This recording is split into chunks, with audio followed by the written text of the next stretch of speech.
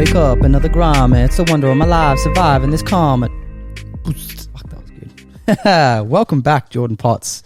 Wow. Last time we had a hell chat, and we've all evolved. Mate, even just sitting here with this setup is such an evolution. We're crammed in the garage. Yeah. I was holding that broken mic. Yeah. True. Mate, I'd actually just want to start with how epic the journey has been that you guys are on. Like actually watching this thing just expand and evolve into what, you're not even scratching the surface. I know that. I fully know that. And you're not even getting started. This is just the foundations that will be, a lifelong impact. And I can see the energy in it, and I just want to acknowledge what it takes to build a business and to build an impact like this. And you guys have absolutely killed it. Cheers, bro. From being in that garage, you knew you had it because that first crazy result with that girl, and that was like, they're onto something here. Yeah. They're onto something here. But drink water. Fully. Oh, we've cracked it. We've cracked the code. Yeah. Drink more water. But yeah, just seeing the evolution from the garage into the little gym, into the big gym, and then even just like the online presence and now what you're doing with the products, and it's a global impact. It already is. Yeah. And so I just want to congratulate you both because it's proper epic seeing this stuff. Yeah, dude. It's cool, and it really became like when we were in when I did IMS4, man, I hopped out of the car and this guy Colin, who's the biggest legend, shout out to Colin, he was just like, it's the boys from Corrective Culture. Like he'd already knew who we were, and I was like, man, that's crazy. Like this guy's over in the States, that follow us, and it's just cool. Yeah, it's surreal, bro. It's so surreal. And Jake had a chick come up. Where was that? I was at Flannery's, and some chick was like, oh, you're from Corrective Culture, blah, blah, blah. And she's like, my friend really loves you. And I was like, oh, cool, thank you. A little nice and that. And then I walked to my car, and she come running back over with her phone, and she was like, can I get a photo? For me, that was really weird because I haven't had something like that since my bodyboarding days. Yeah. And I was like, it's weird now, Weird, but it's a different thing too. It's a different thing. Yeah, you managed to do it twice in your life. That's success. Yeah. You made it. Yeah, I made it, mate. Selfies with randoms, you made it. Yeah, for sure. No, it is nice though because, and I mean, I've had similar occasions where people just like, oh, conscious carnivore, and I instantly just level myself as a human being and just go, hey bro, how are you? Like, I think it's really important to understand we're all humans, and I used to do it, I used to put Elliot Holmes and Paul Check and these guys on pedestals, and you meet these celebs or people in influence and you realize they're human. They're more human than anyone. Yeah. Which is cool. Yeah, and for everyone that's like listening, it's like everyone's human, everyone's in their own journey, everyone's got their own darkness, everyone's on their own journey, so it's like allow that to just play out, and you can be around these amazing people who influence you, but being around incredible environments makes you realize that you're the same as them. Oh, for sure, and to go out and pursue what it is that you have calling inside of you, because if you don't, you live a life of quiet desperation. Like you're going to get to 60, 70 and go, fuck, I wish I did this. Yeah, dude. Don't leave that stuff on the table. Like, yeah, spot on. And take action. It's uncomfortable, eh? It's like I entered a jiu-jitsu competition today and I'm scared because it's like brown, black belt and everything like that. And I was like, this is it. This is what levels you up. And it's not just the jiu-jitsu comp, but it's me and Callan in business, like taking risks or fuck it, let's put 50 grand into an app. You know what I mean? It's the same feeling. But if you don't do it, you're never uncomfortable, and you just live a life, like you said, of quiet desperation where you never know, but I don't know, we're kind of guided, don't you reckon? Yeah, 100%. Yeah, and that Spaniard, how he talks about, remember that video we posted, and he's like, if you don't put yourself in a position to win, you lose. Yeah. So like if you don't enter that comp, you lose, or if you enter the comp and lose, you lose. You know what I mean? But you still have the potential of winning. Yes. So it's like, because it's just that, man, putting yourself in constant opportunity situations that are everywhere. And I know I was thinking about this again while I was having a coffee this morning, because I keep thinking about like, it feels with us sometimes, it feels like luck. I don't know. There's a sense of like, fuck, I swear we're just so lucky, but really I realize it all comes back down to just talking to people, which creates opportunity, and doing new things, which creates opportunity. Like you're going to do that comp, you might fucking meet someone there, you know what I mean? It's something new than going to the same job every day, doing this every day in the same little routine without creating opportunity, which could be talking to the person that gives you coffee and then their fucking grandpa is something that you need, or it's constantly like that. And people that say no to things all the time and just do fuck all, well, they're we know what their life's going to be like. They know what their life's going to be like. It's going to be the same thing they're doing today as yesterday. Oh man, and it is magic. The thing, this is so cool, man. Like, there's two things. Well, Paul, when I was over in the States, he's like, I wanted to write Spirit Gym. He said I was just meditating on that. Some chick goes, I've got the money. Let's do it. I'll take a percentage. It's like it's $500,000 basically to write this book. It's a 6-part series. It sounds amazing. Can't wait for it. But then I was speaking to Tommy, my mate, Tommy Noonan today, and he's like, over the last like 6 months to a year, we've been manifesting for him he works on the mines, but he wants to pull back a little bit and work like, so he's been asking these people at the mines, like, look, can I just work 1 week out of the month and have the next 3 weeks off? And it's still a good salary, blah, blah, blah. So he's, putting it out there to the universe. And then he goes, man, the craziest thing happened yesterday. He's like, got this call from this other job and they're like, we're going to up your pay. You can do 7 days on, 3 weeks off. Whoa. And you can have normal holidays and it's a permanent job. Wow. Starts as a thought, bro. It's all thought, but then, and it sounds crazy to a lot of people, but fuck, and it sounds magic, but it's so, the more I'm seeing, if you create that, it can become that in your head. So you got to create it in your head and then it becomes that. And it's like, it seems a bit woo-woo, but man, it's the more and more it's happening, you know what I mean? Well, the thing with the whole woo-woo thing is it works. Whether you believe it or you believe it doesn't work, it still works for you because you're believing that it doesn't work. Yeah. So people say, oh, it's bullshit. Well, then it's going to be bullshit. Exactly. You're already placing the no out there for the no to be the reality. Yeah. You need to change it to a yes. And I completely understand this paradigm because I remember being there. I remember being like, fuck life. Life's too hard. I've got the raw end of the stick. My family's sick. I'm sick. This is cooked. The world was against me. You need to basically shift that the world's against me. The world is for me. And it's in fact giving me things so I can build the skills to then go into the future and do what I want to do. And again, with the lose thing, you never lose because if you enter and you don't get the result, you get the lesson. You win or you lose. And that's like such a great mindset I changed in my life is because I used to fear risk. Yeah. But risk gives you the lessons that you need to win. If you never risk anything and if you stay, in your box and don't put yourself out there, you never learn the lessons.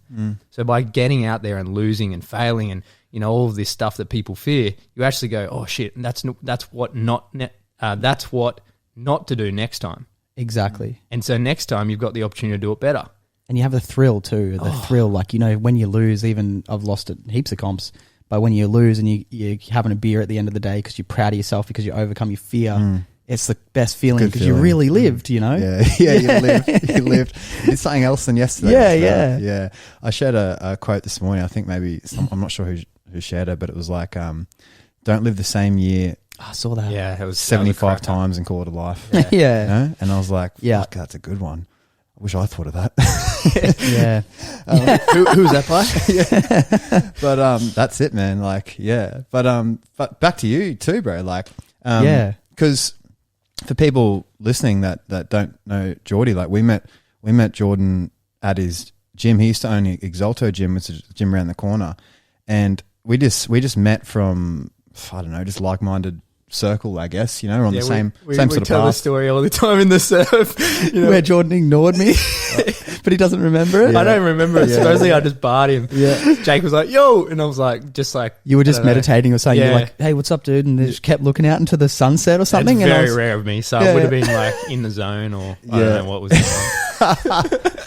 But so we met him, and then anyway, he offered a sort of a sublease at the front of their gym, which is what Corrective Culture started in that little room. Well, we started in the garage, but it started in a proper venue, that it was more That was a big step for us too. Huge step for us, and without that step, we wouldn't have been here. And it's kind of like you kind of, you're like, you could do it. You know what I mean? So for us, it was like, we knew we could do it, but we're like, we were like, oh dude, like it's $185 each a week. Like this is scary, bro. Yeah. Like we've got rent. And we're signing into a lease. Yeah. We're signed in. Yeah. It's like, it's so funny how the mind plays on you on that stuff, It was like because I went from that room into the big gym. Yeah, that's into right. the whole thing, 400 square meter. And I just started and basically I was on a contra deal, training the owner's kids, and that was a big thing for me to move away from a PT in a gym and actually having my own space. And then I had my own space and I was like doing Wim Hof. I'll get there early before the sessions and do Wim Hof out the back in the garage. There's like building materials and shit, and I'm like, I'm manifesting this building. It's going to come to me. And I was like 3 years away. Yeah. I had like 3 years, like 8 months down the track. Nigel's like, you want the whole building? I'm like, oh shit. He's like, it's like, close to $100,000 a year, rent and all this overheads. And I'm just like, all right, let's do it. We've got to Nick and I went hard, and it's so epic, man. You learn so much about yourself when you're in those moments, and you really do evolve when you go to those levels. Like, you're called to go to the next level, and it's freaky and it's scary. It's like a little kid, taking the training wheels off, or jumping off a diving board for the first time, or going for a swim. It's like that fear still in your adult life, but you've got to take it on. You've got to take on the risk and evolve through it. Every level, there's another devil. Yeah. So it's like, now for us, it's more like the app was a big step. Now what's next will probably be property or commercial property, or who knows what it's going to be. But you know what I mean? It never stops. There's every level you come up a bit and you're like, fuck, this is scary. And you take on more responsibility. Like, putting on staff was probably a big thing. Yeah. Like, and there's more expenses, because now it's like life was, you do clients, you make, and we charge good money with clients because I know it's worth it. Right. But, and then now it's like we got staff, and now I already think about this. It's like, all right, well, their food and their family's food, and then their kids, and when that all happens, is dependent upon us, in the sense of we got to make sure the ball keeps rolling. We got to make sure the expenses are paid, because now other people rely on us. And I do think about that, and it feels good to me. Like, it makes me feel excited about rewarding our team, and it makes me excited about future Christmas parties. It makes me excited about, because the whole team for us, man, they almost came to us. And they work so hard for us because they believe in the mission. It's not about someone just doing their hour. Like, they just work so hard because it makes you feel good, because it's all coming from a good place. Yeah, they're a part of it. Yeah, and you can have it all. Like, the universe rewards you for that. Like, I still want all the nice things, but I already think about the awareness of, okay, when you have all those dollars and you have your house and you cook your brekkie and you go on your 4-week holiday. By the end of the 4 weeks, you're like, all right, now what? I'm going back home. What's the next thing? So as long as there's another next thing, there always has to be a next thing. That's the thing, for it to keep rolling, for the momentum to keep rolling. And the next thing just gets bigger and bigger and bigger, and money just creates more creativity potential.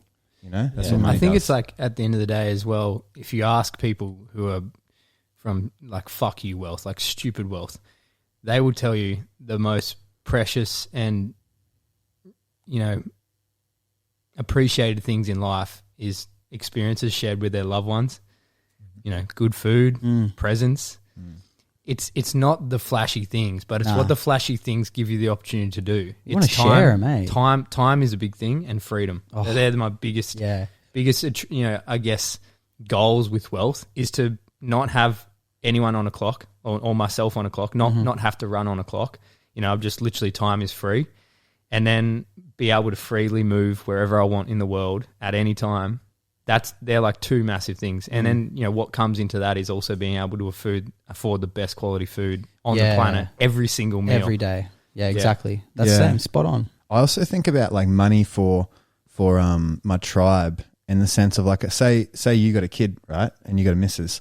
So think about a female in today's world commonly sort of has to do it all, in the sense of that we're not in a tribe anymore. So she has to generally feed the baby, get up, especially if the guy's got to go to work, you know what I mean? And the guy's got a 9 to 5, so there's only going to be a certain amount of money coming in. So she has to do all that while he has to go to work, if that's the regular dynamic. So how good is financial freedom? Like, I think about this in the sense of, how nice is it to have the financial freedom to hire a cleaner, to hire a chef if you need to, even part-time, to meal prep, to help out your wife with all that stuff, to give her energy to raise the kid and not have to worry about the monotonous jobs that generally a tribe would be doing together. So that's what financial freedom can come, and that's what excites me, of like how much, like, I'd love to retire my parents. I'd love to, again, imagine how sick it would be when we take the team to fucking Europe or something, like, just real outrageous shit, like go to like Indonesia and give a kid $1,000. You know, buy parents a house, buy them a car. I think that they're big milestones for me from a monetary aspect, and being able to, another thing you mentioned, raising the kids. I don't want to have to work. I want to raise my son. I want to raise my kids. Like, I literally, Nicola and I have talked about this. In the first 10 years of your child's life, they don't really have a network, You know, you are their be all and end all. You know, they will get to a point where they want to hang out with their friends and go to the beach and do all that stuff. So, you know, in the time that you've got with them, you've got to maximize it. You've got to build strong bonds, and time and presence with them really helps that, you know. And I've spoken to so many different people who have kids in their, you know, teens and 20s or whatever, even adults. And they're like, honestly, that first like 7 years, you do not get it back. You've got to, you really realize that you don't get that back. And so if you're having to go to work for majority of the day, or if you're having to, you know, stress about different things, you're losing the most precious times with your kids. And that initial investment, if you can get yourself to a stage where you can invest the time and energy into your kids to start with, they're going to be lifelong friends with you, because that's a bond that they've not created with anyone else. And so that's such a big inspiration for me, is when we had Indy, I was like, I need to sell this gym. I need to get out of this gym. It's not, while I love the community and I love the work, I had this massive realization that I'm going to create the life where I can be with my son all day if I choose to. And that's how we're living now. Yeah, exactly. It's you know, I get to come down, do a podcast, you know, but it's a choice. You know, I don't have to go to work. You know, I literally just get to be with my son as much as I want. Yeah, dude, isn't that fucking, because we're there too now, and it's like that feeling is just like out of all the feelings I've had in life, it's the best. And I saw Paul talk about it on a podcast yesterday. When he was 45, he said, I'm never gonna feel like I have to go to work anymore. Yeah. You know, we've just found it a bit earlier because he's had to do a lot. But that feeling, if anyone listening, like if you can find that in life, that's the ticket, eh? That's what life's about. I also empathize with people who aren't there and feel that it's not possible. Yeah, well, we were like that. Yeah, because it's really scary, and it means that you have to unlearn a lot about money and like hourly rates and salaries and stuff. You have to let go of all of that conditioning. Yeah. You have to start thinking about value in the marketplace and what money actually is. Why is money exchanged? And it's always because someone needs something either quickly, or they need it because they need a solution. So it's like, if you can create a solution for someone who gets either speeds the process up for them or gives them the information to achieve the result. Fuck yeah. That's literally all it is. You know, and I think about builders. I think about these, you know, trades or whatever it is, these guys who think they have to work an hourly rate, or, you know, have to work on job prices or whatever. It's like, you can sell your information on the internet these days for you know, do it very easily, do it once, film it all, put it in a package, and people can buy it in there while you're sleeping. You know, no matter what industry you're in, there are other people looking to learn things in that industry. And if you can monetize your value that you've learned, your life experiences, you know, your own personal unique and perspective on the industry, I guarantee there'll be 100 people out of how many billions of people on the planet?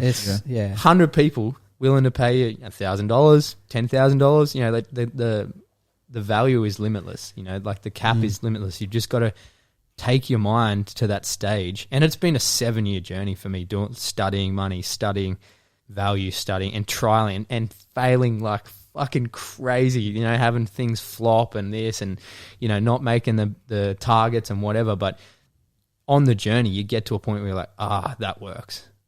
People need this. Okay, sweet. Now I've actually got some value. I can start to exit that rat race.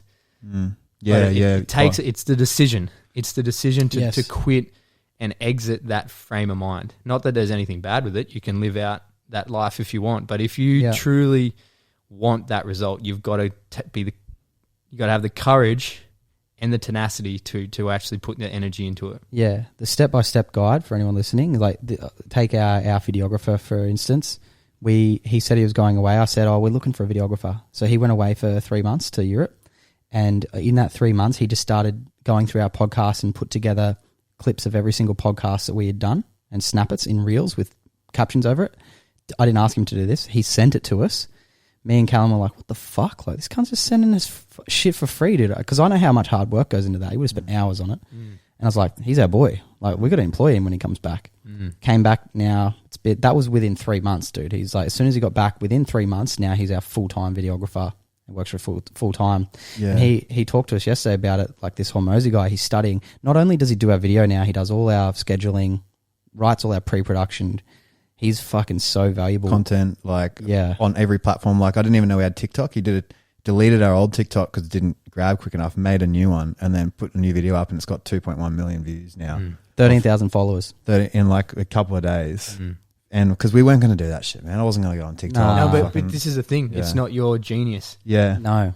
Harry loves it. Yeah, exactly. Gets off on it, you know? So it's like finding those people who can harness their own genius within your business and who are passionate about doing it. And he's in a learning phase, right? He just wants to learn as much as he can and soak up experience. And you guys can provide him that opportunity. And honestly, like, what an epic environment to be in. He gets to hang out with you two all day. Yeah, I know.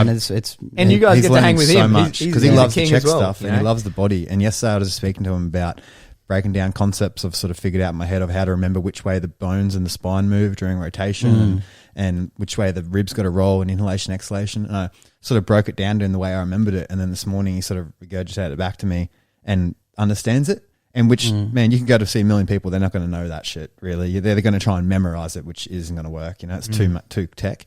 And he now knows that, which sets him out above all these other people that when he wants to, say he wants to delve into the bodywork stuff. Yeah. But exactly the point Jake made is he went out and did that. So he created the opportunity. He hasn't done a videography school, hasn't gone to uni, done all this shit. Self-taught. You know, just did it. And that's really what it is. No one gives a fuck about your degree. No one even knows what we are. I mean, people know we're a check practitioner, but most of the clients that see me, they don't know, like, are you a physio? Are you this? Are you that? Like, they don't know, and they don't give a fuck. They don't care about what paper I have in the wall because it doesn't matter. You provide solutions. And we're moving into that phase.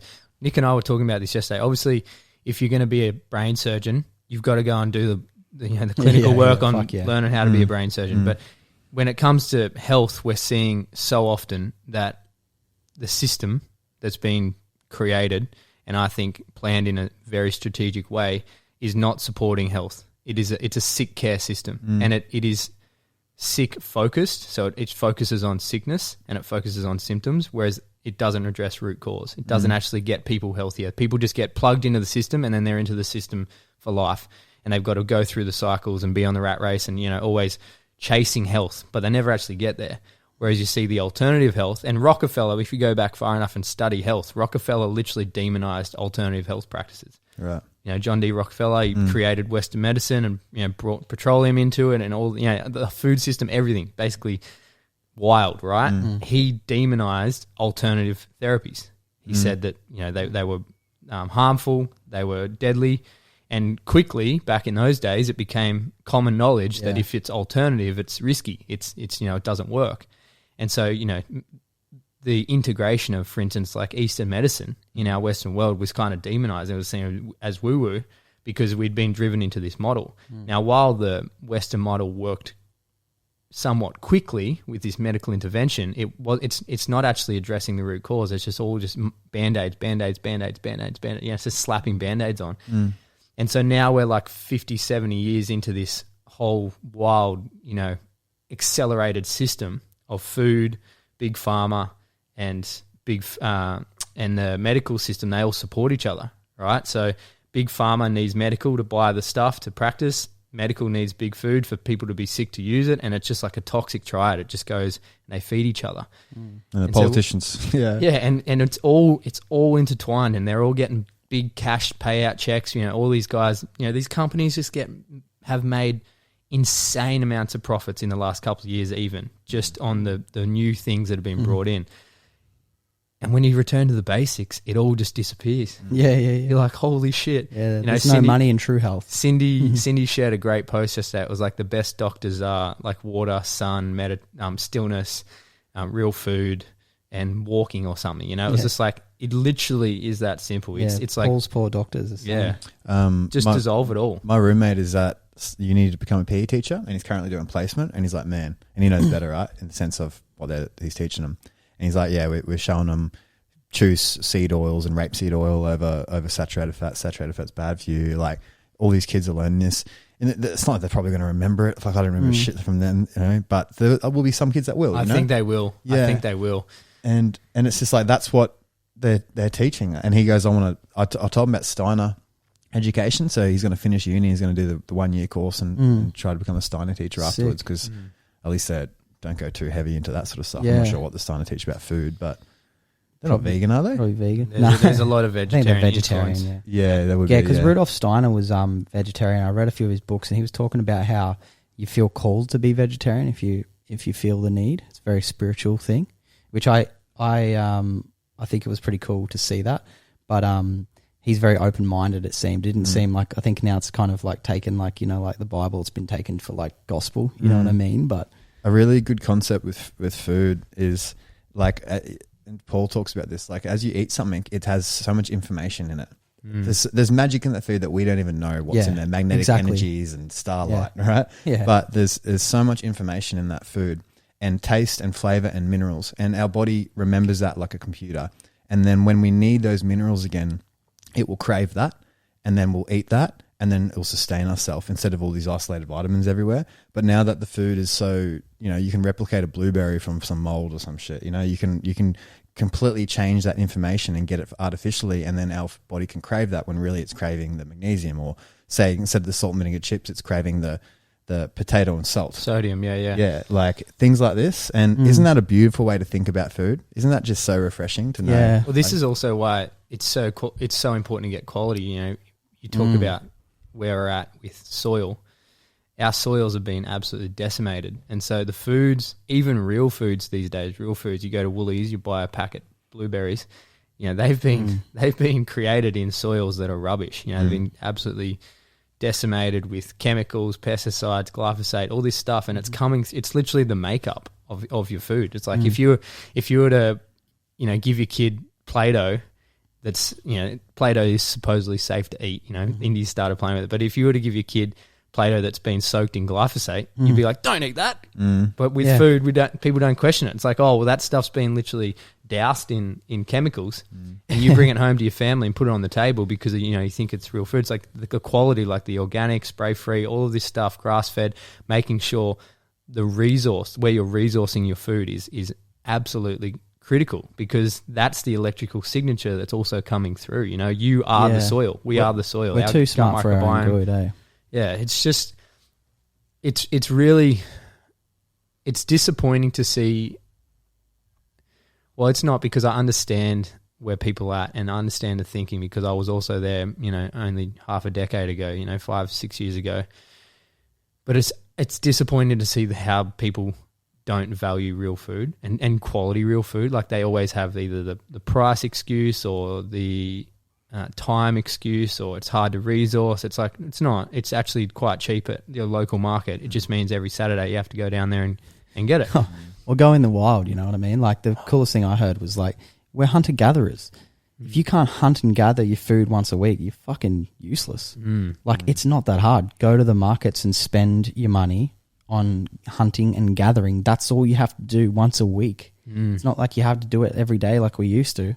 Yeah, it's hard to be empathetic when I'm not as empathetic on myself. Like I'll be that hard on myself. That's everyone with their mirror, right? But like I'd be, it's hard for me to be empathetic, because I know I'd judge myself if I'm not going to fucking do that. I'll pay the consequences, you know. Don't complain about it. Like it's that's the, I guess that's the big one is money, and I can't afford it, because you can, everyone can. I afforded it when I was scaffolding 4 days a week, early wages. You know what I mean? I know people have family, but fuck, you get like some savory mince, man. You know what I mean? And you cook way too much. That's going to feed your whole family if it's so cheap. There's options around it. There's ways around it. You get a whole organic chicken. It's like, well, it's $20-something, but you turn that into a chicken soup and you melt that down to the liquid. You can't even finish it most of the time. Create broth. You know? Yeah, like here's my question. You go to Coles and you look at the trolleys and what they're filled with, right?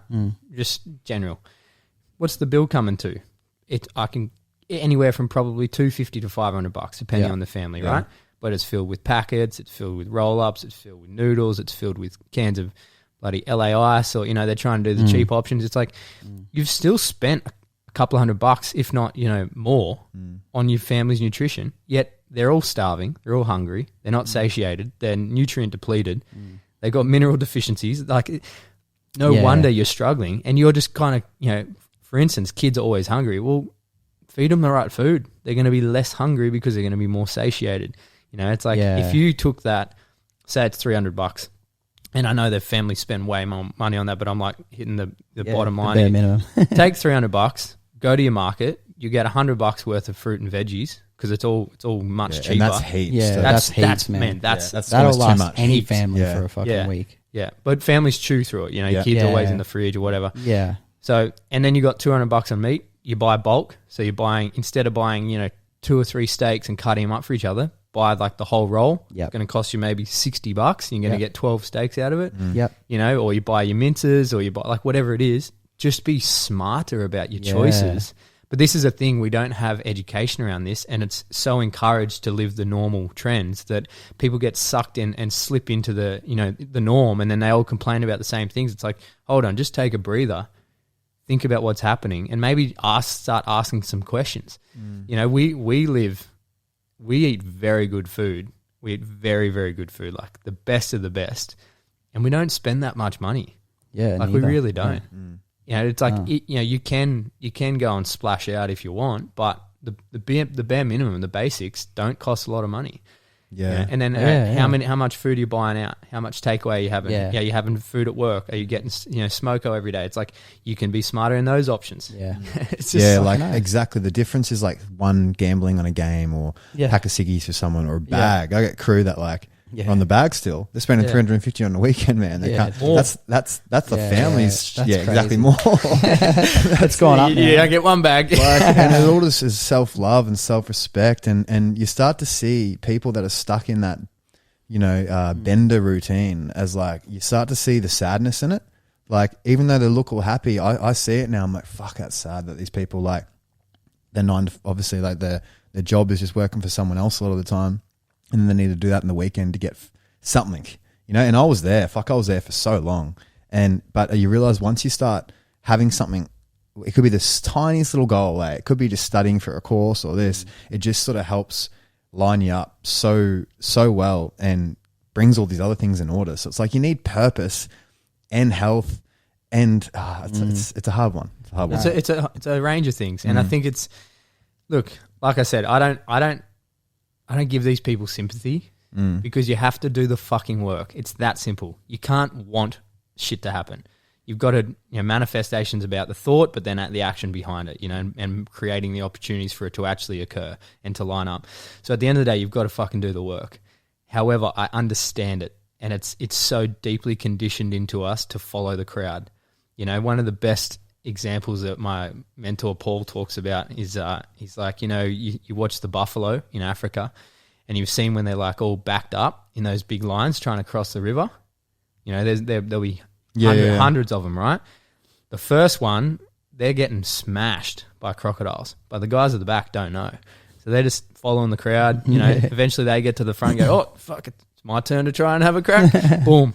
And that's how we are acting now as humans. We fear taking a different route to the herd because the herd's going this way. Even when we're all getting, the ones at the front are getting smashed, killed, decimated, poor health, all this stuff. It's like so clear that the norm is creating a certain result. But people go, oh, I can't do things differently. That means I'm an outlier. That means there's risk. There's risk if I go that way. It's like, mate, look at the biggest risk right now is following the crowd. Yeah, for sure. Sick, fat, and unhealthy. Yeah. Well and truly deep into your elderly obesity years. is just crazy at the moment, man. Like, it's getting worse and worse, and we all know that. And like you said with your dog, it went on kibble for a while. It got fat, and then they were commenting on your dog like it was normal, and it's like, that's not normal. Normal is seeing ribs. Even as a human, you should be able to see a couple of ribs, I reckon. You should be skinny enough that you look, It should look attractive. Yeah. It should look attractive. There's attraction for a reason, Yeah. I guess there's people that like different things, right? There's some out there. But for the normal, it should look attractive. And yeah, exactly. Everyone knows what looks good in a body, and exactly, obesity is getting normal. And man, even like men, like even people in their 30s, like even fucking guys in their late 20s, it's like most crew have a little bit of something, a little bit of fat or something on them. Like most men and a lot of girls just can't go to the gym a few times a week, can't control themselves. And I just wonder, like, because it's hard to, how we talk about empathize, or hard to relate to, because I feel like if I looked in the mirror and saw something, I'd be like, all right, fuck, this next week's I'm cleaning up. I'm going to go to the gym a few times or something, and never let it get that out of control. And I wonder how people go so far one way that that it's like, how do you come back? I think it's like they're uneducated. Yeah. Like I was kind of like that. Like I had a little bit of a weight complex before I saw Donald because I didn't know what to eat. I went vegetarian for a couple of weeks and I felt sick. I didn't know what to eat, and I always had like this little bit of pudge around my stomach, and that's because like if I eat bread for long enough, that happens. But as soon as he was like, okay, eat as much good quality meat as you can, get off the Coca-Cola, like all, just shit like that. Man, I felt so much clearer, but also I never had a complex about my weight again because I didn't train. He told me not to train for 6 weeks, so I stopped gym, stopped running, stopped everything, and just focused on my diet, and I lost weight and put on muscle. And I was like, fuck, like, okay, I get it now. So if anyone listening, like, diet isn't, it's everything. Diet's number one, eh? Diet is number one. I don't think it's 80-20. No. As the fitness industry pushes, diet's 80, I think it's 95%. Yeah, I got to agree, because there are fit, ripped people out there who are unhealthy as shit on the inside. Yeah. Like their hormones are tanking, their sleep problems, skin issues, all this. They look fit and healthy. They can pose for a camera or look good with their shirt off, but their health's tanking. So I think a health focus and health being the priority, food needs to be 95% priority. Yeah. Like absolute, like if not 100, but for people listening, like 95%. If you've got 5% lenience here and there, whatever, all good. But it's so critical when we talk about inflammation. Inflammation and what's actually happening in sickness and the illnesses that we're seeing. It's like you don't get cancer or rheumatoid arthritis or something overnight. They're 10 years in the making, 20 years in the making, and people are hitting their 50s, 60s, even 40s and 30s now. Like if you've been eating shit, if your parents didn't have the awareness and the education, I guess the ability to feed you good food, and you hit your 30s and you got an autoimmune condition, it's probably because you've been eating that 30 years has been sped up. I think we're seeing this acceleration in disease earlier on because our parents didn't eat this stuff as kids. Yeah. Our grandparents were eating real food. It's only been like a couple of generations that we've started feeding kids processed food. So, our grandparents possibly got this disease illness kicking in from like 50s to 80. Our parents got it kicking in from like they started their journey, their decline from like 30 to 60, but kids are literally from day dot being fed rubbish, roll-ups and shit. Hey, and like our age, we're seeing people 20, 30 with autoimmune conditions, like inflammatory diseases. Yeah, well, Robert Kennedy said that. He's like, do you see anyone with special disabilities? Like he goes, do you see your grandparents walking around with like not your grandparents, sorry. What did he say?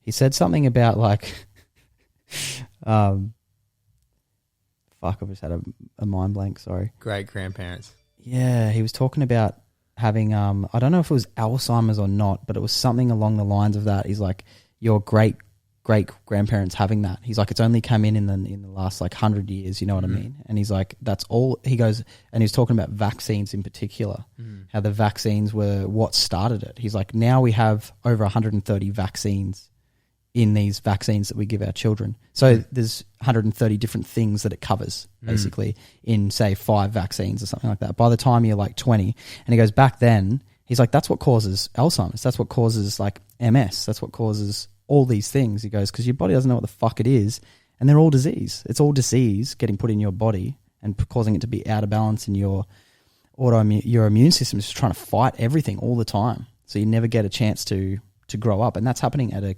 child level. Like, it just sounds crazy, eh? And just and that concept on leaky gut, hey, like obviously all the glyphosate and all the foods fucking people's guts, and how they talk about the food that passes the barrier will settle in the body, and then the body can attack that area that the food, because it's in the blood. There's literally fucking food in the blood, It attacks that area, and then there's a huge link to MS and leaky gut. Yeah, that's right. And just all these little and Alzheimer's and like circadian rhythm, if they're like just up all night, like the sleep patterns, and that makes so much sense. It does, like if back in the days when we all hit drugs and you bender for a couple of days, I got Alzheimer's. You know what I mean? Like, I was potato. Yeah, potato. I had Alzheimer's and Parkinson's in the morning. Schizophrenia. Yeah, but you start to see it all, and it's fucking night and day, man. And I guess. Yeah, it's what have you seen? Because you're whole concept now, or what your journey is going through at the moment, is really, well, stemming around the gut, really, in general, isn't it? Like, and really a food intolerance sort of cut all the bullshit out, bring back in some good stuff that you're probably not going to react to a higher chance, and then slowly bring your foods back in. And how simple is that?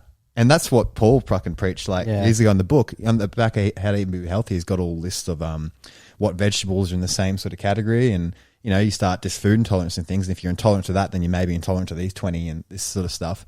But it's hard work, and it's not going to get a food intolerance test because they're so unreliable anyway, some of them. It's literally just honest. Do I eat this? How do I feel? Shit, move on. Eat this? How do I feel? Good, sweet. Let's keep eating that. Like, but I love it because that's such a dedicated thing. And with your carnivore approach, it's almost like a less complicated way to do it. And then they can bring back whatever foods that they want to bring back. So what's your business right now? What's everything that's going on right now? Oh man. Honestly, it's about simplifying life. I think I've been on my own health journey now 7 years, and I've gone down plenty of rabbit holes and tried heaps of different things, and, you know, all kinds of diets and all kinds of supplements and all this stuff. And I know for myself how I respond to things is I love simple. I really love simple. And if I can simplify health for people, I know there's going to be a greater retention, a greater, you know, advocacy for the program, because they can actually adhere to it much easier. The last thing I want people to think is like, oh, it's way too overwhelming, I can't do it, and then just go back to, you know, the easy option. And so I want to make the easiest option health. You know, so the way I use carnivore, and I need to put it out there, I don't have anything wrong with. There's nothing wrong with veggies. There's nothing wrong with fruits. There's nothing wrong with anything. It's all about results, right? And so if you have never, if you've got gut issues, if you've got autoimmune, if you've got any of these, even weight, you know, anything that you're struggling with, and you've never tried to drop the veggies or drop the fruit, or even drop the meat, you know, like I have no problem with vegan and vegetarian if it works for someone. But as soon as it doesn't work, you need to rethink. You're not being chained to it, you know. So like I've got, you know, there are people out there who claim to be lifelong vegans, lifelong vegetarians, whatever. It's like, that's cool. Epic. If you've got the results and your body functions, sweet, awesome. I've got no problem with it, you know. But if your health's tanking at home in the dark when you're all alone and you're attached to this theory, you need to question, you know, the bigger picture. And so for me, it's a nutrient dense elimination diet. 28 days of just animal products, so just meat, basically meat, salt, and butter. If you need, you can have some coconut water, but it gives people a very simple structure. You know, and it's not hard to question, oh, do I need to have this? It's like just meat, salt, butter, coconut water, or ghee if you don't want to have butter, whatever. And people really feel that simplicity just overtake their life. Meals become easier, preparation becomes easier, you know, satiation goes up, they're not hungry, they're not fighting cravings, you know, the microbes start balancing out. And then after they've been through that, you know, they lose a ton of weight if they need to. Energy goes up, hormones go up, all skin clears up, all these things, all these symptoms start to go away. And then from there, you go, okay, let's start playing around with reintroducing some foods. The reason I like doing that is if you go and see, you know, dietitian or a naturopath or whatever, and they use an elimination diet, it's going to be on grains like rice, potatoes. You know, it's not nutrient dense, so people will get slammed with cravings, they get slammed with hunger, it's a hard month. What's so great about carnivore, it's the complete opposite. You're never hungry, you're full of energy, like it's crazy. You always look forward to meat, eh? Oh man, you always look forward to so much energy, and you feel abundant in Yep. your body. You really feel abundant, and you feel strong. You get lean. You know, it doesn't affect your training. You can be fully vital for that month. And then if you want to start introducing things back in, then you can start going, right, I'm going to add maybe some pumpkin, or I'm going to try some fruit or whatever. And it's like, but I encourage people to just have that one food. Don't go have everything, because you'll notice really quickly if you have a negative response to something. And it helps simplify life, man. Like I say to people, if you want to stay carnivore, stay carnivore. If you want to introduce some stuff, introduce some stuff. I'll help you. But let's just clear the rubbish. Let's clear processed foods. Let's clear seed oils. Let's clear, you know, processed refined sugar. Just get back to basics, and it really does work wonders. Oh yeah, it's powerful, man. I think it's returning to the simplicity of how our, you know, generations were, yeah. our generations lived before us. Yeah. What so the common things, so a common thing for some people would be like constipation at the start, hey? Do you have any like it varies, constipation, diarrhea.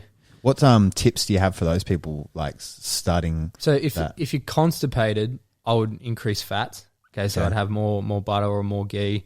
If you have to have coconut oil, add that in. Start upping your fats. Also salting your water, so getting your electrolytes up and making sure that you're well hydrated. Yeah. So you're not your gut's not dehydrated, because when your insulin drops, like you go on a low carb diet, your insulin drops, and so when insulin drops, then electrolytes are harder to retain, and it's all linked. So you need to. That's why I work with salted water with people. You need to be salting your water, and if you want to put some citrus in there in the morning, it really helps you retain the water into the cell. Yeah. So hydration and fats will help with the constipation.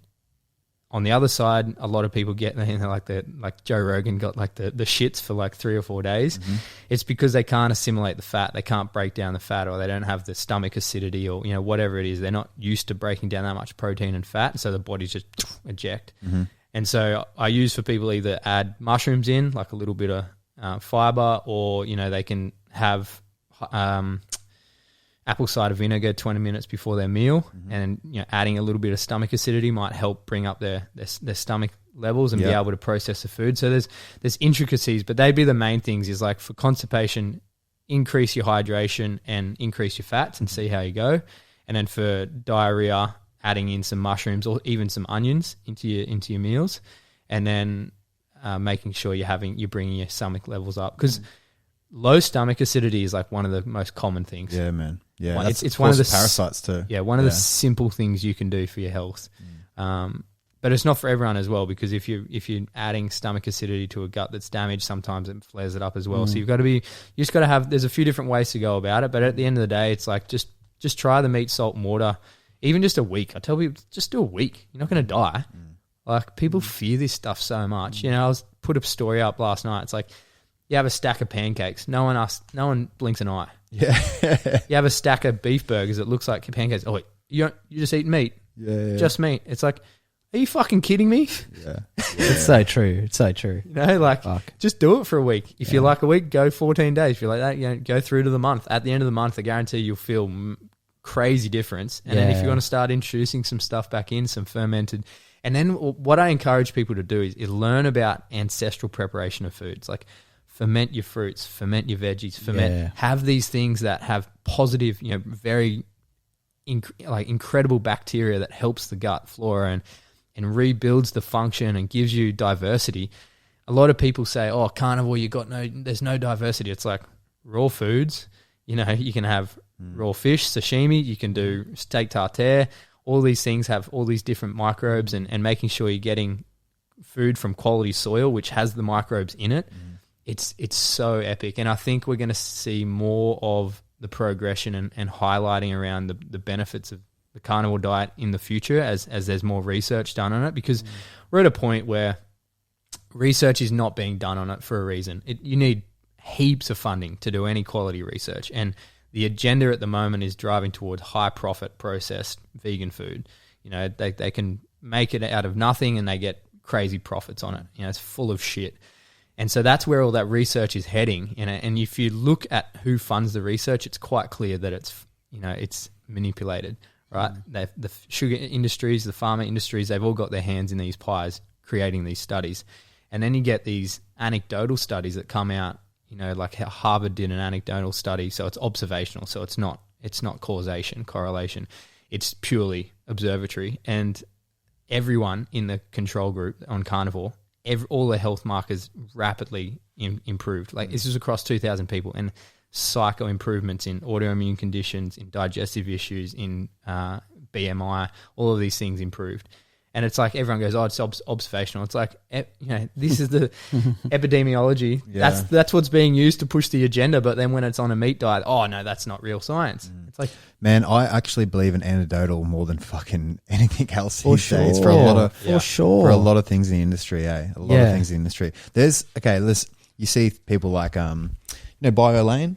Yeah. Like, I can't stand it. He's just very evidence-based, right? And this is what a lot of people are. And I had a conversation with my roommate last night about it, talking about how we're in different levels of consciousness, how it was, years ago, like when we were first organisms, we were like water gods and fire gods, and then we were God first. We were just one with like all the animals. Then all of a sudden it became outside of ourselves, and there was, okay, there's the water god, which is earth, and then it became like gods in the sky, and now the god is science, right? And that's what the God is now, science. This paper says this. I don't care what I'm seeing here because the paper says this, right?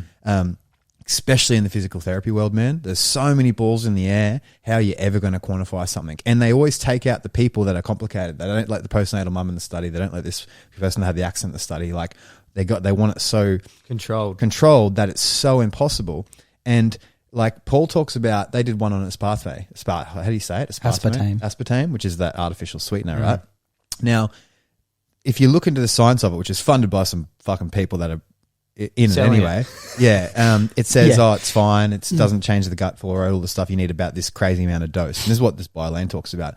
But I don't know, do we all know someone that gets headaches from it? Because it's such a common thing that I've even heard of it just through like, it gives people headaches. And then Paul spoke about that the other day. He's like, man, he goes, after 40 or 50 years or something of doing this, there's just a million people that get chronic migraines and they cut it out and it goes away. And there's all these books that talk about the research of how it is a neurotoxin and it does do this.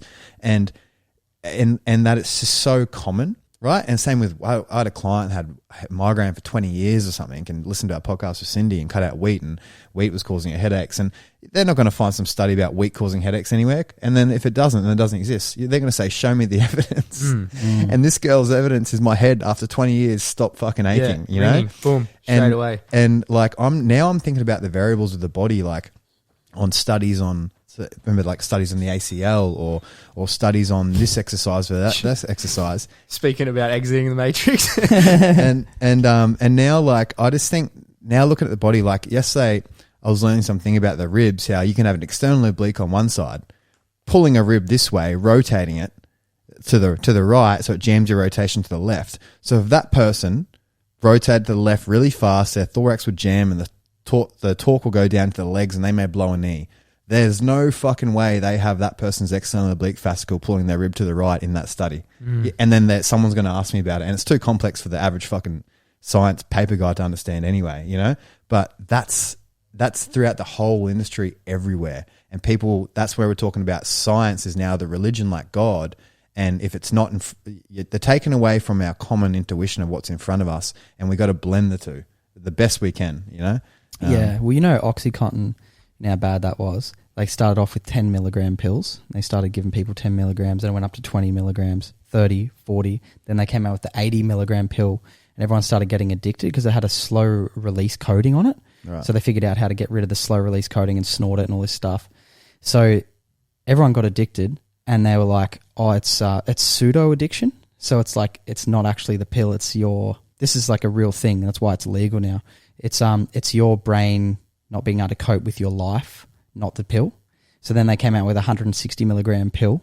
Right. So it was the biggest epidemic like the world's ever seen of addiction. It's an opioid, and it's basically crack, isn't it? Or it's heroin. It's heroin. Heroin. It's an opioid. So and with opioids, usually you get like a hell big spike, and then you get a dip. So you get that euphoria. But with this, because it was slow release, their thing was like you can't get addicted. But meanwhile, it's like junkies. It's like the biggest fucking epidemic other than like COVID, dude. It fucking and killed Afghanistan, so many people. Has all the crops for that, and they didn't until they invaded Afghanistan. It was like 0% of the world's population, and they invaded Afghanistan. It became 90% of the world's stock of opioid poppy. Right, crazy shit. You know what I mean? We're getting podcast will get taken down. Let's not get I think.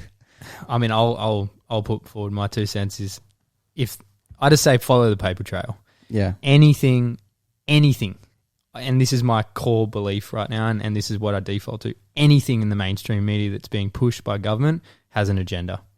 Yeah. It's that simple. And I think if that's, they say with, guilty until proven innocent or whatever in the courts, we should have that view. Like, I mean, it's obvious the corruption in our governments and how much money plays a factor in decisions and the agendas that play out.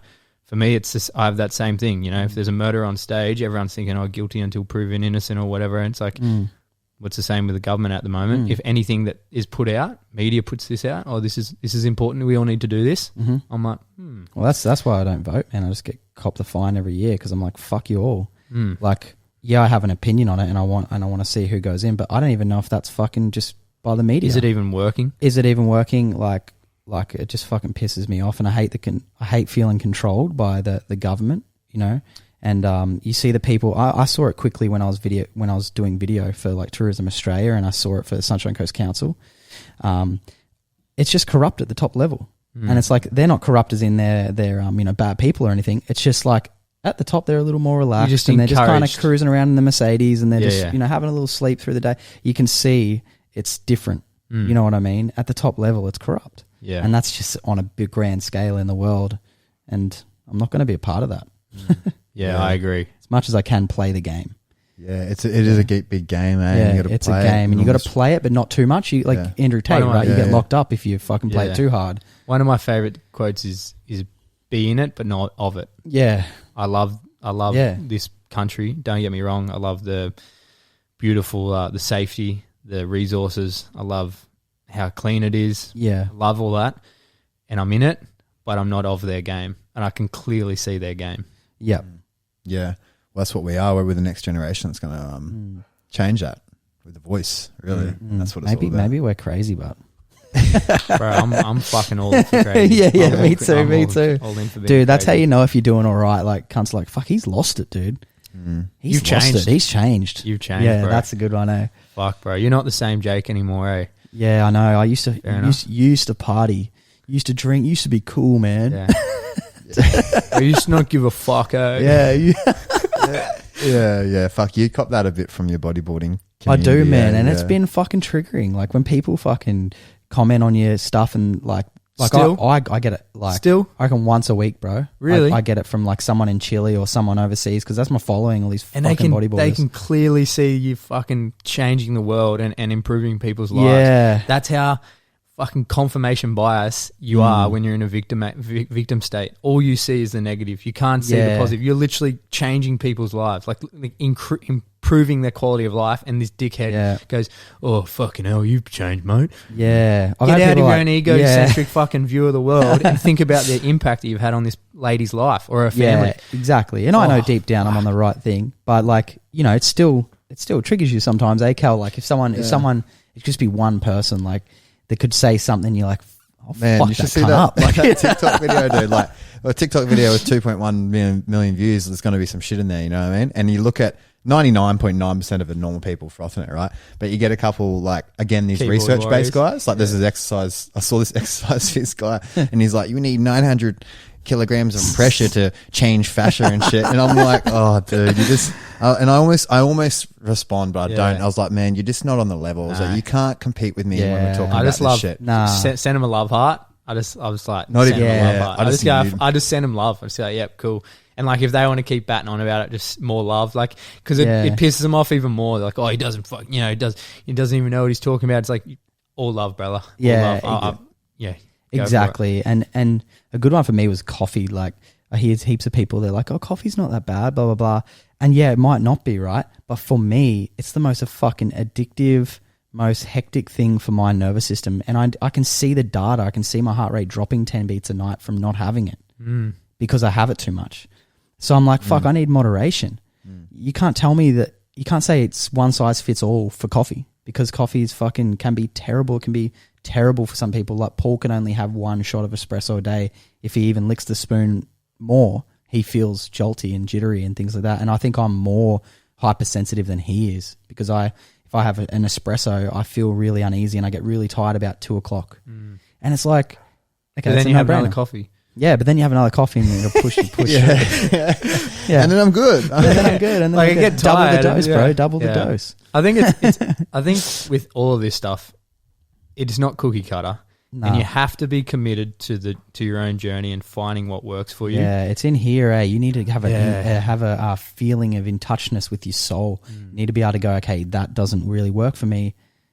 I know that deep down because you do know. You get this feeling of like, okay, that's not right for me. That is though. Man, with your eating, say with your carnivore, like are you rotating? How do you go by intuition each day of what flesh you feel like? You know what I mean? I mean, I do best on beef and lamb. You do best on definitely do.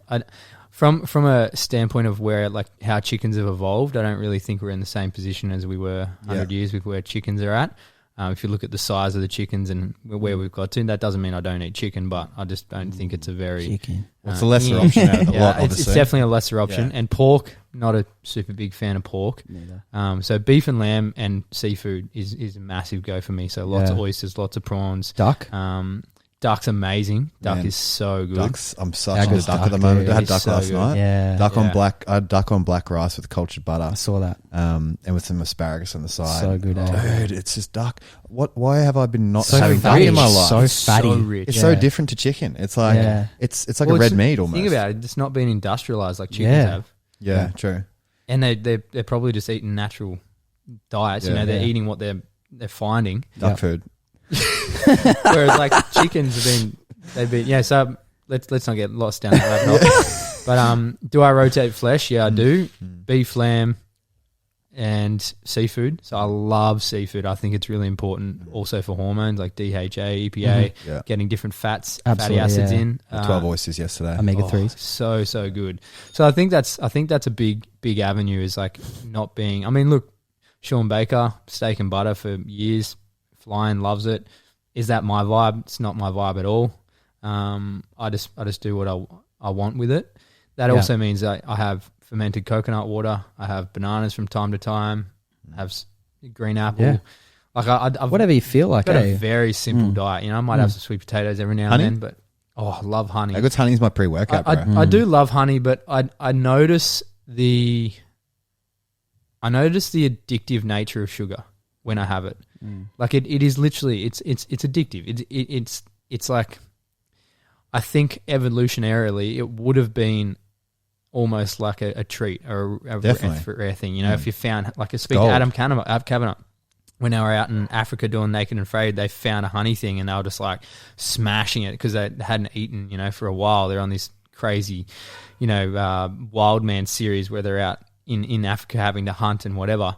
And they found bees, and he's like, I smashed the honey. And he goes, but I smashed way too much of it. And he's like, I was wrecked after it. I had the biggest come down. He's like, that was really interesting.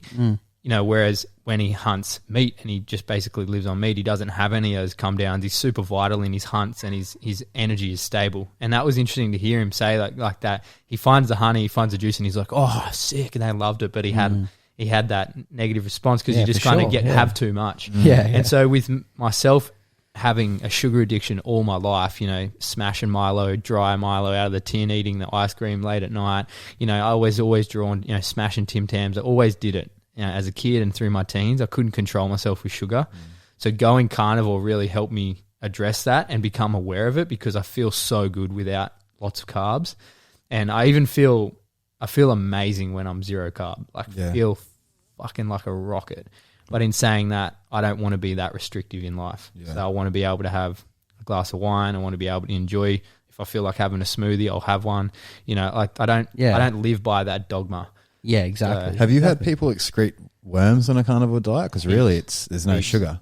Yeah, so it's almost it takes longer. Because there's no herbs, but it'll come out eventually. If they go strict for long enough, and if they do, salt flushes, if they have the apple cider vinegar, if they do that, they do pass stuff.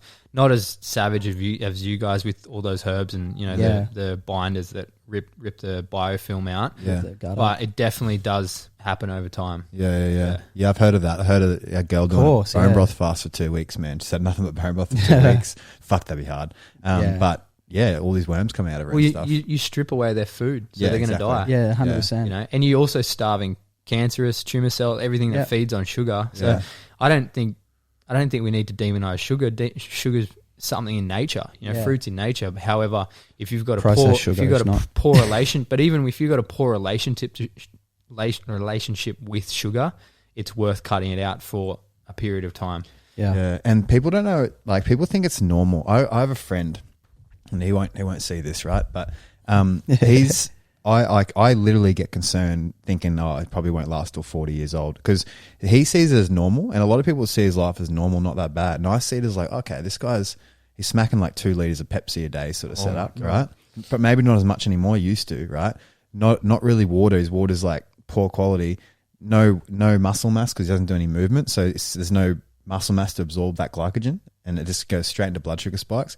And he's epileptic, so probably from the sugar hit his head. You know, his back's fucked, everything. And I just see like, whoa, this guy just gets no protein really, right? Not enough protein, not that many veggies, has no palate, doesn't know what that tastes like, this fruit tastes like, whatever. And it's just like the mass amount of sugar, man, at night and caffeine. I just think like there is no, like, it's so amazing how the human body can survive off that shit.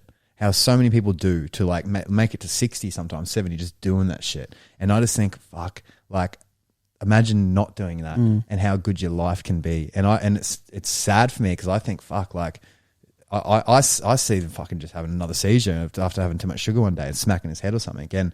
And he doesn't even think it's that bad. You know what I mean? And there's so many people like that to us, that's like, whoa, like, dude, like here's more sugar in a day than I'd have in 6 months. You know what I'm saying? That's a big fucking thing. Yeah. 6 months to a day. Like there's a lot of people living that life. Someone has a V this morning, they've had more sugar than I've had in the last month. You know, I've had my little bit of fruit, and I ferment a lot of my fruit anyway. For me, fruit's like a pre-workout. You know, honey to me, the energy. Honey to me is a pre-workout, man. It works really well. It's got to be used though. Has to be. It has to be used. Yeah, I'll have a teaspoon, go to jiu-jitsu, and it fucking gets used there. You know, but I'm never going to wake up in the morning and just have a smack it. Actually, no, I do put honey in my coffee, don't I? But well, you're not going to start your morning with a V. Yeah, exactly. There's a big difference, you know. Right. And I get moving straight away. Little teaspoon of honey in your coffee, whatever. It's, it's anti-inflammatory. It helps with your brain cognition. Yeah, and I get moving straight away anyway. So, but yeah, some people, man, it's like it's so hectic, and you see how like this person's going to go to a fucking doctor and try and fix their problems while they're doing that. It's a joke. You saw that Dana White post you shared? Yeah, that was epic. Yeah, Gary Becker, man, he's a fucking man. And he's preaching what we're preaching, dude. And he's a doctor. It's so good to see a fucking medical doctor that's like, you know, because there's good ones out there. Carlos, there's good people out there. Dr. Pran, there's good doctors, man, that are finally like getting onto it. See, I would go and see them. I'm not against doctors. I'm against fucking shit doctors. Yeah. Yeah, and I'm not even against shit doctors. I'm against the system that they've been educated. Yeah, I know. Because they're good people. Like, well, not all, but there are so many doctors out there that mean well, but they've been indoctrinated into a system that's given them a poor education and a brainwashing that this is how it's done, and this is the way to help people. And it's not. It's actually putting money in the big pharma, big medical pockets. And it's supporting a sick system. Well, they would laugh at a lot of this shit, man. Oh, bro. And that's why... Conspiracy theorists. Yeah, exactly. And that's why, well, fuck them. Laugh at them back. Yeah. I think it's like, are you a conspiracy theorist? What are you when the conspiracies you believe in come true? Yeah, exactly. Well, it's fuck. How can it be a conspiracy just eating good, clean food that was, as of 50 years ago, was normal anyway? You know? It's fucking bizarre. I think the conspiracy behind it is that 70 years now is that the whole system's being designed in a certain way to create this outcome. People don't believe that. Yeah. People truly. I mean, people still think they got it wrong with the vaccine, or that it's not that bad. It's not actually killing people. It's like fucking wake up. Yeah. It's like, and you can't, like you said about levels, man. Like you can't drop to the level. You can't drop to the level of mind with people like that. You know what I mean? Because there's a deeper level where it's just like, deep in yourself. But as soon as you start arguing, like, we say with the doctor or someone else, and you want to get on that level, you've lost. Yeah. And it's like lead by example. It is. It's an ego thing, and you got to lead by example. Like I say, fuck them, but really, I'm not really attached to that. It's like I love them all, but it's just like more like fuck the effort. Yeah, I don't need to prove myself. I'm living exactly in alignment. I'm living happy. I'm confident in my own research and my own choices for my family. They're not going to persuade what we do. Yeah, they're not going to stop us talking about like what we believe is true health. Yeah. So and there's no point. There's no reason to prove people wrong. I've let go of that whole wrong mentality of like, and that's a big. That's what I meant. That's what we're brought up in. School educates it. A lot of parenting, if you're not aware, encourages it as well. You're either right or you're wrong. Black versus white. This whole like. Not race, but this whole like it's like one or two things. It's either this or that. Yeah. But the whole world is actually multiplistic. Yes. It's not polaristic. It's not polarized. It's literally multiplistic. There's so many different variables, so many different ways to go about things. There's things that work for other people that don't work for others. So when you get out of that right-wrong mentality, you get into multiplistic, you start to consider and observe and actually become curious into people. You know, when people have a challenging opinion of me, I'm not like, you're wrong. I don't instantly go, no. I go, how have you got to that point in your life? How have you got to that summary? How have you got to that information? Where have you learnt it? You know, it's like I'm curious about their journey because that's going to give me ability to understand it. Instead of just shutting them down and saying that's wrong, go for it. Tell me about your experience. Tell me about your life. Tell me about your results. Well, that's living from the heart. And I heard Ram Dass, I was listening to him last night. He said, he's like, the first stage of loving is like sexual love, physical love. Second is emotional, when you like, you know, you start to get emotional, like I love you, you love me. And then he goes, eventually, if you do enough inner work, you'll get to the point where you just love everybody, and you can't ever be, they can't ever be wrong because you love them anyway. And I was like, fuck, that's the point where you want to be. Hey, you want to be at that place where their opinion, you take it on. You just go, okay, that's your opinion. I love you anyway. And that's like, you just stop kind of attracting it, I reckon. The hard thing is Instagram. This motherfucker right here. Yeah. It's like sometimes, like when we talk about reaction videos, really it's just, sometimes I feel sorry for the, like, I was almost wanting to do one. There's this girl that did talking about how she's a dietitian for some fucking thing, and she needs to feed her athletes this processed sugar shit because they do so much activation and exercise, and obviously how ridiculous that is. Like, this person can't move without artificial food. That's basically what it says. But I looked at the girl and I was like, this poor girl. Like, if I did a video right now on her, I can just see that she would buckle under it. Like, I can see that she's already cares that cameras on her. Like, you can see that. Yeah, you can see through it. And I was like, I just don't want to do a video on her because I know it'll hurt her so much, you know, and she won't be able to take that. But Gabor Mate talks about it, and it's what life's just about speaking your truth and then hearing other people's truth and taking on their truth if it responds to you more than your current truth. Full stop. Yeah, that's a great way to look at it. I think with that reaction video, if you were to take that on and do it from an empathetic or understanding point of view, it's like, hey, here's this video of this girl. She's got a perspective, and obviously she's arrived at this perspective due to what she's studied, and it's taught her that this is how it needs to be done. I've studied some different stuff, and it's shown me different results in with the people I work with, and so this is how I'd go about it. Because then you're literally saying she's got her own way, and she's getting a certain result. I acknowledge that, but this is how I would do it. So it's, instead of being like, this bitch is wrong, she doesn't know what the fuck she's talking about. Yeah. You know, it's like, hey, this is a perspective, the common perspective out there. You've got to have X, Y, Z to achieve X, Y, Z. But I think I can do it differently, and I've seen this across so many different people and the stuff I've studied. So it's like we start, instead of button heads, we start acknowledging, you know, allow people to have their own opinion. As long as you're not like literally harming people and like killing people and just like pure rape, pillage kind of behavior. Exactly. Then it's like, right, then you should stand for something. Then you need to have a backbone and say, hey, pull your fucking head in. You know, like, for instance, we do jiu-jitsu. Yeah. I've done jiu-jitsu twice, bro. But like, for instance, I'll say this with loving awareness.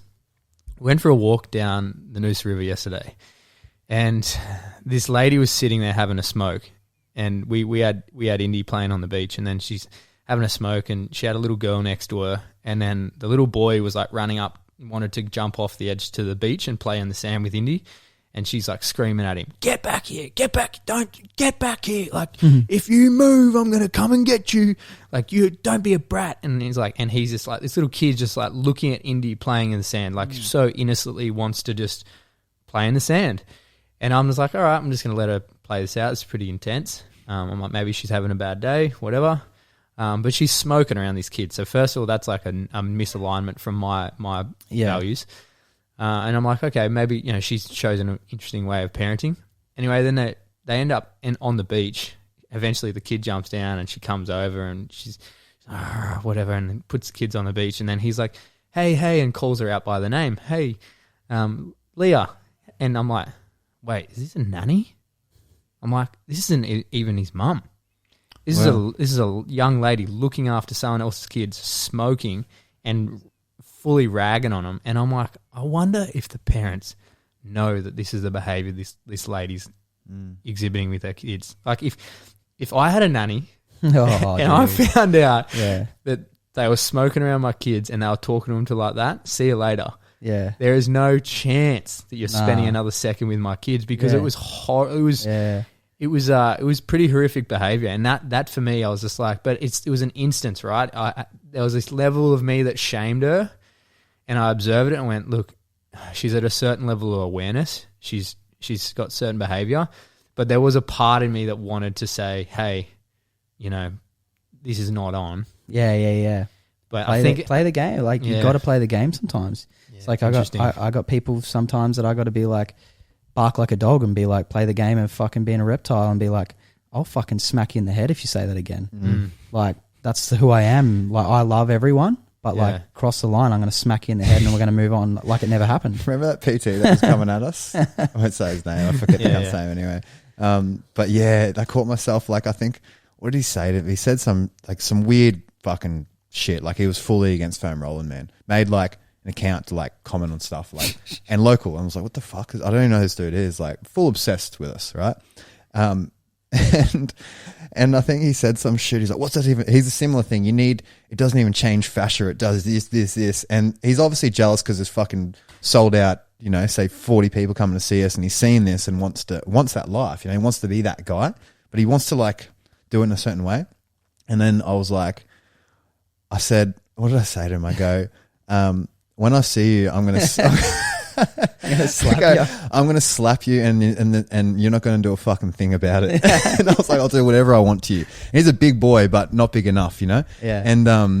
But I was like, afterwards, I was like, oh, I shouldn't have done that. Like, you know, and I called Jake about it because he said something to him before and he nearly said something and I was like, no, don't say anything. And then he said something to me, I was like, fuck this guy. And he's like, nah, like, don't give any power. And anyway, he got embarrassed. I think his gym, because I put something on my story, I was like, who's this fuckhead? And his gym pulled him up and all these people started messaging me like, yeah, that, you know, this dude tried to crack on me as a female and shit and all this sort of stuff. Shoot your shot, whatever, bro. But but the moral of the story is, sometimes you got to play in the garden and you got to be like you said, hey, that's enough. But I'm not attached to that. You know what I mean? If you can be like more animalistic with it and be like, hey, fuck off, that's not happening, and then go about your day and it doesn't affect you. Like Ramdas talks about Maharaji when he got angry at this guy for peeling the potatoes and he's like, what are you doing? You're peeling them all wrong, blah, blah, blah. And then he looked over at Ramdas and smiled and it's like, and Ramdas was looking out of the window and he's like, oh, it's a fraud. He's a fraud. And then he goes, you see me get angry earlier?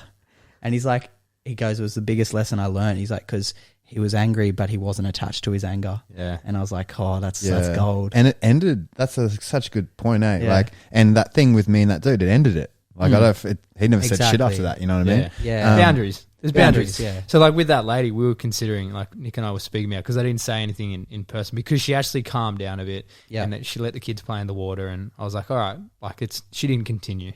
Yeah. Once she was closer to us, and the kids were playing, she like kind of calmed down a bit, but obviously a little bit separated, she was kind of letting loose.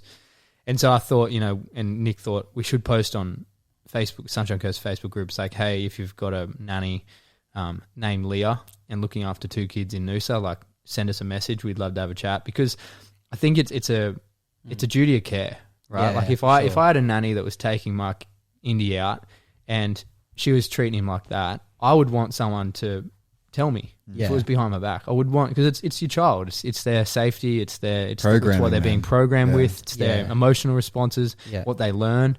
And so I think it's important to do that stuff. I think that's Exhibit A right there.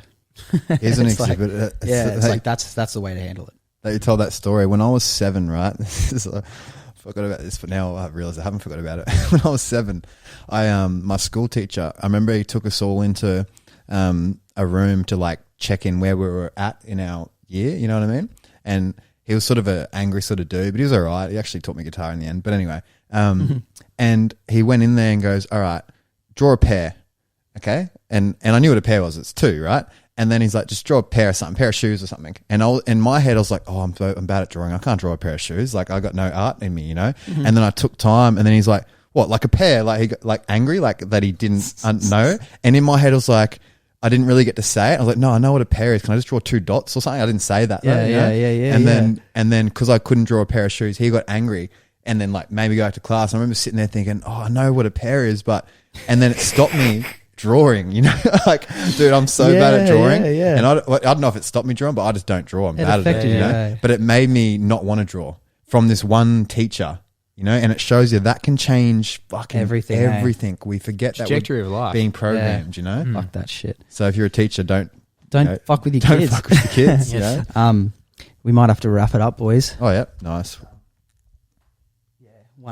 Nearly 1.5 hours. Whoa, shit. Yeah, and Donald's here for a workout. All right.